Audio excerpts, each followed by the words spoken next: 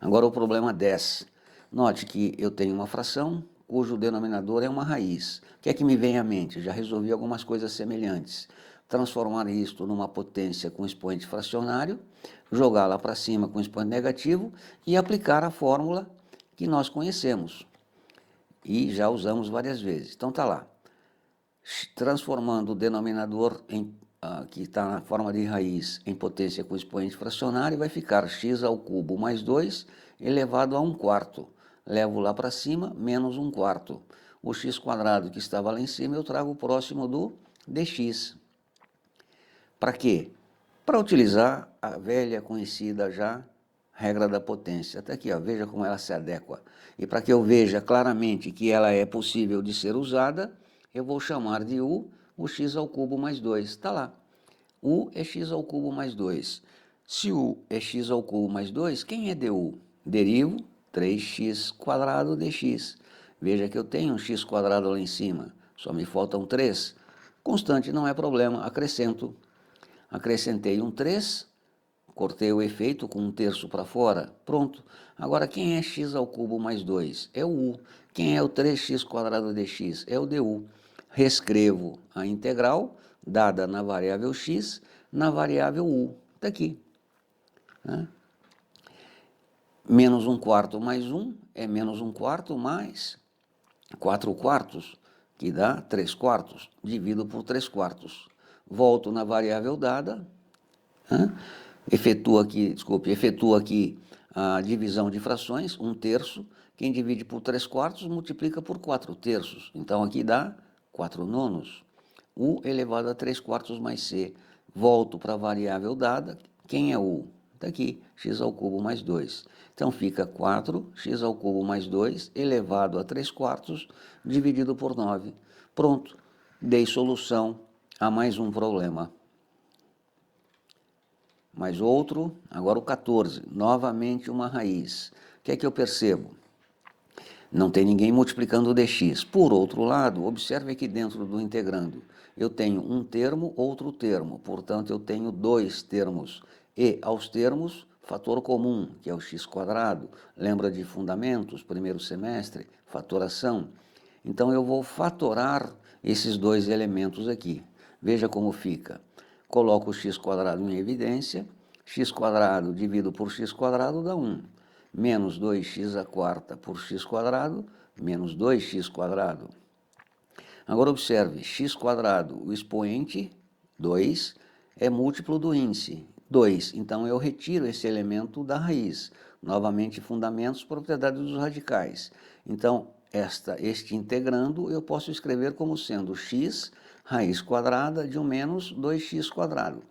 Aí, observando o radicando, que é o que está aqui dentro do radical, eu percebo que é um polinômio de grau 2, e aqui fora eu tenho um polinômio de grau 1, ou seja, se eu chamo isto de u, aqui eu terei a sua derivada.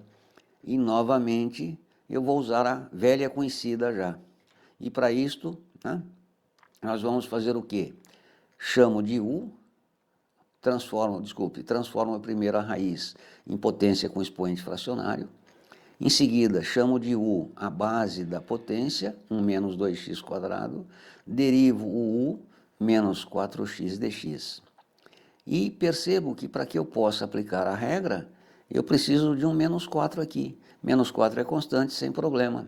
Vamos colocá-lo entre parênteses, porque é negativo. Se você não colocar o parênteses, está errado. Então fica menos 4, que multiplica x dx.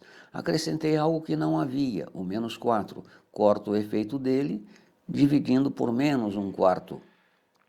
Veja que se eu trouxer este menos 4 cá para cima, vai ficar menos 4 sobre 4, que dá mais 1, que multiplica, e eu volto lá. Então, eu simplesmente escrevi de modo diferente e conveniente aquele integrando, para que eu possa usar esta regra. Troco a variável, Quem é 1 menos 2x²? É u, está aqui. Então vai ficar u elevado a meio. Quem que é menos 4x dx? É du, está ali, ó. Pronto, reescrevi na nova variável. U. Dou a solução, porque aplico aquela regra. Meio mais 1 é meio mais 2 sobre 2. Portanto, 3 meios. Divido por 3/2, multiplica por 2/3, é a mesma coisa. Divido 2 por 4, dá 2 aqui embaixo, 2 vezes 3, 6. Então fica menos 1/6 de U a 3/2 mais C. Dei a solução. Agora eu volto na variável dada. Quem é U? 1 menos 2x², está aqui. Encontrei a solução do problema na variável dada e fecho a questão. Reitero, observe a memória de cálculo. À esquerda, o rascunho em cor diferente para destacar. À direita, a solução do problema e a resposta destacada. Aprenda a fazer as coisas direitinho para que você não caia em erro. Mais outro. Observe, novamente uma fração. Note que o denominador é um polinômio de grau 4, o numerador é um polinômio de grau 3. Então, isso sugere a mim que, chamando isto de U, a derivada vai estar lá em cima. Ou seja, usar aquela velha regra conhecida, du sobre U. Né? E como é que eu percebo isto? Eu tenho que conhecer a tabela. E o que é que diz que eu posso usar a tabela? Chame o denominador x² mais 3 de U, deriva 4x ao cubo du. Observe, x ao cubo dx. O que é x ao cubo dx? Está aqui, ó, é quase o du, só puxar esse 4 para fora. E o que é o x² mais 3? É o U. Então, reescrevo de modo adequado. Acrescento um 4 lá em cima, porque eu preciso de 4x ao cubo dx. Se eu multiplico por 4, divido por 1/4. Aliás, multiplico por 1/4 para o lado de fora. E observe, o que é 4x ao cubo dx? É o meu du, reescrevi. O que é x² mais 3? É o meu u. E o que é a integral de du sobre u?